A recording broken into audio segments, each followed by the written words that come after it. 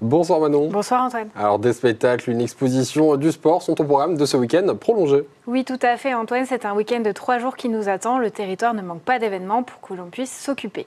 Et justement, je te propose un peu de sport pour te mettre en jambe avec la nouvelle rencontre du CVB 52 contre l'équipe de Saint-Nazaire ce 2 novembre à 20h dans le cadre de la Liga de volleyball. Ce match s'annonce comme un duel intéressant entre deux équipes qui se connaissent bien. Le CVB 52 voudra affirmer son statut tandis que Saint-Nazaire tentera de créer la surprise à Palestrin. Et une bonne ambiance garantie, c'est sûr. Et on reste justement à Chaumont. Tu as d'autres choses à nous proposer? Oui, tout à fait. Et après une mise en jambe sportive, justement, on part avec un moment détente pour une expérience immersive inédite qui transporte les visiteurs dans l'univers de son. Depuis le 20 septembre, la chapelle des Jésuites accueille une exposition entièrement sonore signée par le plasticien et designer Tanguy Clair. Au programme, une exploration auditive avec des installations qui jouent sur les bruits comme celui d'une machine à écrire. Une exposition qui propose une nouvelle manière de percevoir l'art à travers les oreilles plutôt que les yeux. Un reportage de Julien De Bruyne. C'est une expérience artistique unique en son genre. Ouvrez bien les oreilles, la chapelle des Jésuites de Chaumont propose une exposition exclusivement sonore. Ici, les œuvres ne sont pas à observer, mais à écouter. Dans cette atmosphère intime et mystérieuse, Tanguy Clair invite le public à écouter, ressentir et redécouvrir des sons du quotidien, détournés de leur fonction première et d'en faire leur propre interprétation. L'objectif est de réveiller l'imaginaire et transformer la perception des visiteurs. C'est une exposition donc personnelle qui rassemble plusieurs de mes pièces débutées en partie à ma sortie des Beaux-Arts donc depuis 2017. En rassemblant plusieurs de ces pièces-là, j'ai investi l'espace et l'idée c'était aussi bien de l'investir visuellement que de façon sonore avec des pièces relativement bruyantes mais assez contemplatives, donc qui restent calmes et pas agressives. À travers des bandes magnétiques, des touches de machine à écrire ou encore d'anciennes cassettes audio, les visiteurs explorent un nouvel univers sonore. L'atelier de machine à écrire, par exemple, leur permet même d'imprimer et exposer des textes comme un témoignage de leur visite. Ça permet de développer un sens de plus, quoi. L'ouïe.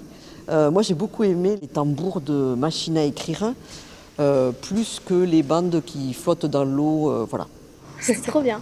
Là, j'ai participé à écrire un mot et c'est très bien. Je trouve que c'est surtout pour les enfants qui n'aiment pas trop lire, c'est moins rébarbatif pour les petits, hein, le son. L'exposition est gratuite et ouverte à tous jusqu'au 1er décembre. Et voilà pour ce reportage commenté par Célia Richard. Et cette exposition qui sera donc accessible chaque après-midi et de 10h à 12h30 les mercredis et samedis.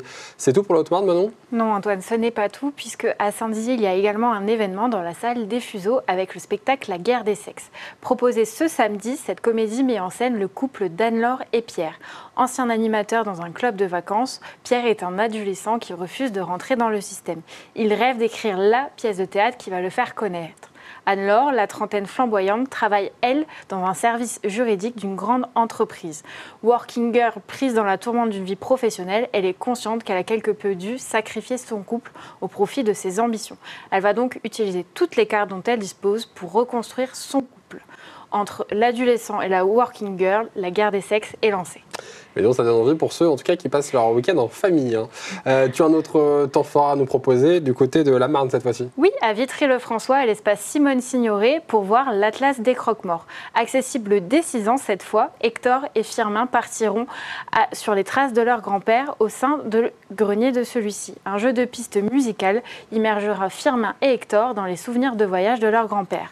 Croque-morts comme eux et experts en rituels funéraires du monde entier jusqu'à retrouver l'Atlas des croque-morts et découvrir le secret le plus convoité de tous les temps. Un atelier et un goûter seront organisés en amont de la représentation. On vous laisse regarder un extrait. Et 1, 2, 3, 4. L'Atlas des croque-morts, c'est comme un trésor.